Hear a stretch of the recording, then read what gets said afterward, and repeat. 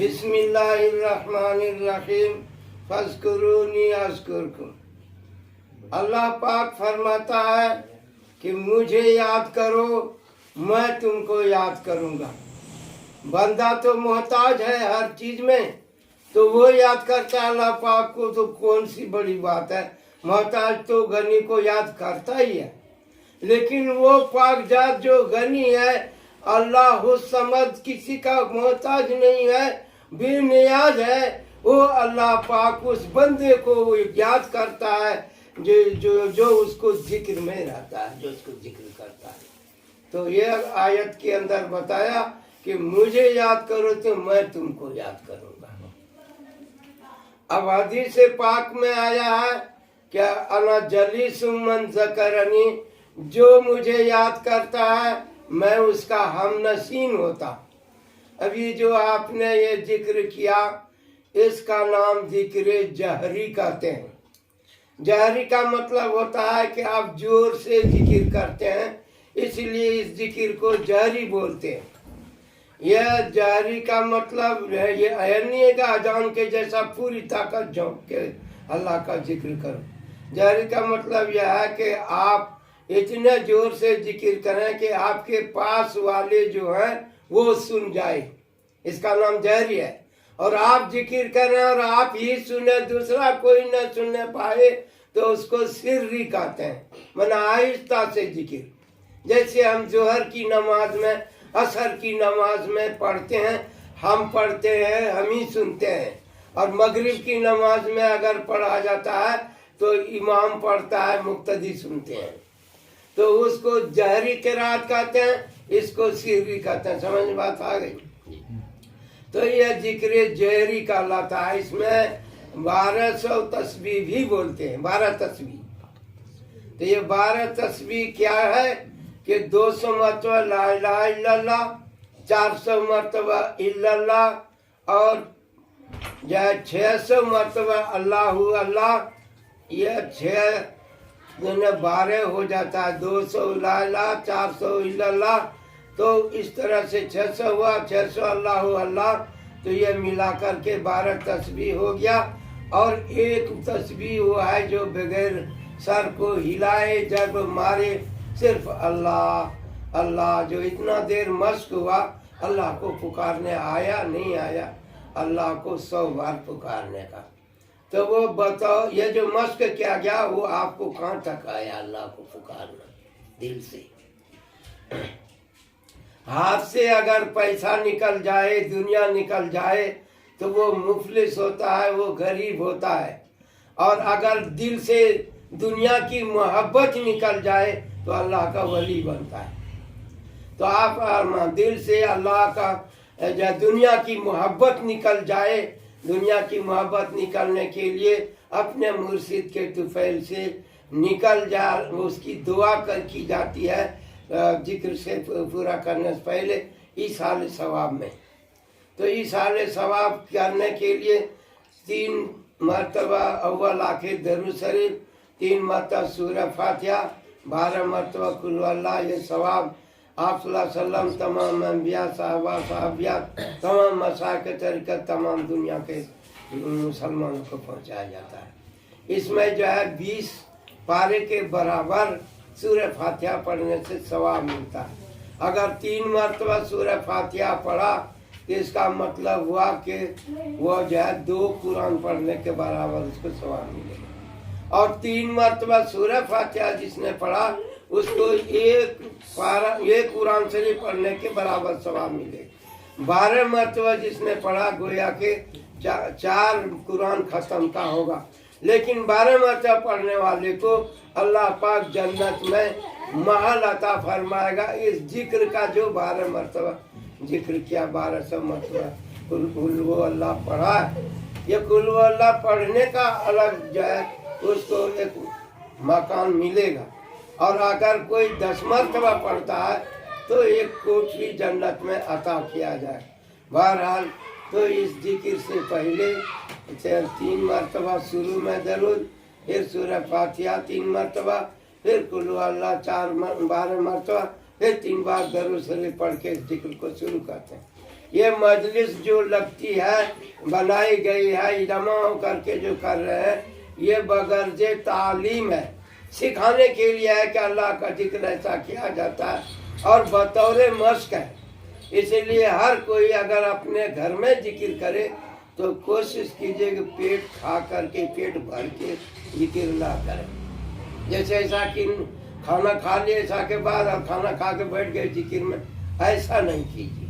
ذکر جہری کرنے کے لیے پیٹ کا خالی ہونا ضروری ہے، نہیں تو نقصان جسم کو بھی ہوگا، اور جب انسان بھوکا رہتا ہے تو اس کو معرفت حاصل ہوتی ہے، معرفت اللہ کی طرف توجہ ہوتا ہے، اور جب پیٹ بھرا رہتا ہے تو نفس سے کہ تقاضے زیادہ ہوتے ہیں۔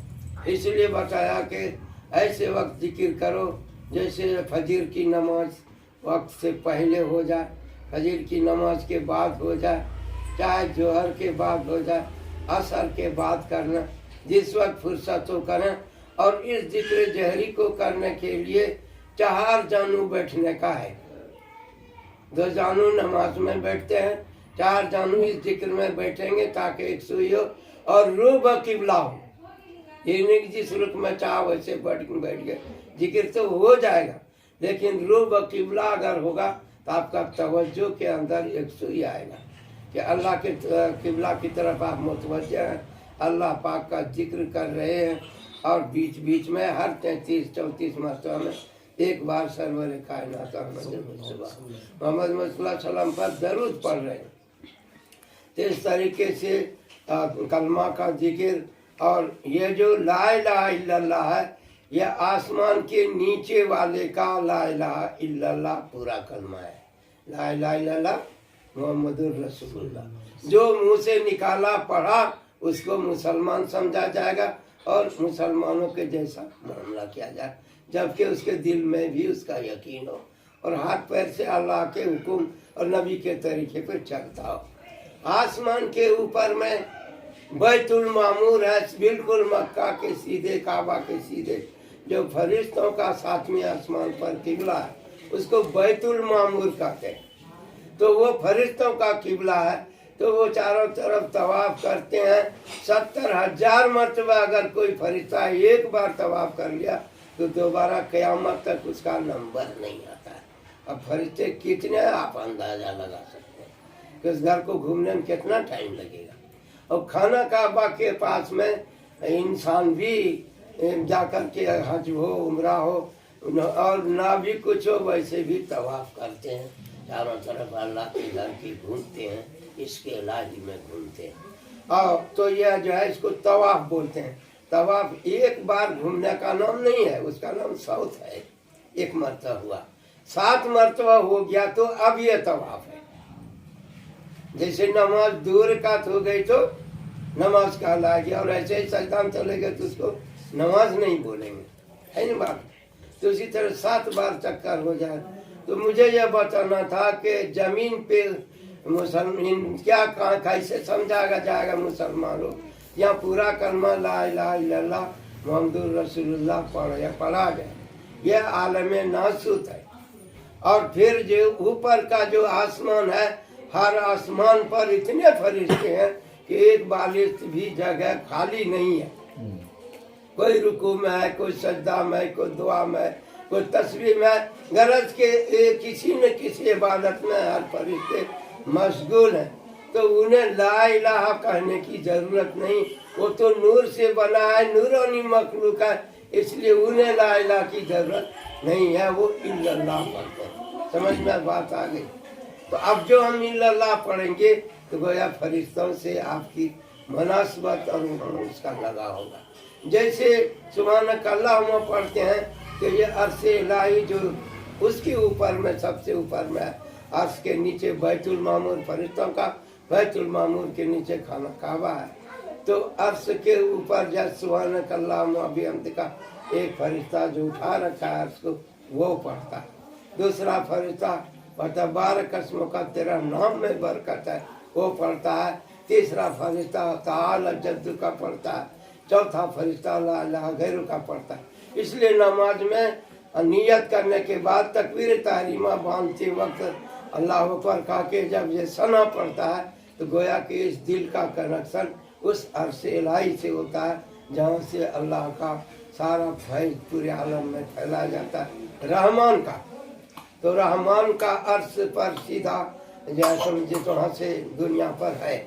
और जब क़यामत का दिन होगा तो उस अर्श पर रहमान का सिफत नहीं बल्कि लिमनिल मुल्किल यौम लिल्लाहिल वाहिदिल क़हार। उस दिन कहर का वक्त होगा, इसलिए उस दिन 8 फरिश्ते उठा रहे होंगे फौक़हुम यौमइज़िन समानी। तो मुझे ये बताना था कि हदीस में आया है जब इंसान गुनाह करता है तो उसके कल्ब में एक सियाह नुक्ता पड़ जाता है। इसका मतलब यह कि उससे गलती हुई और वो दिल के अंदर स्याही फैला।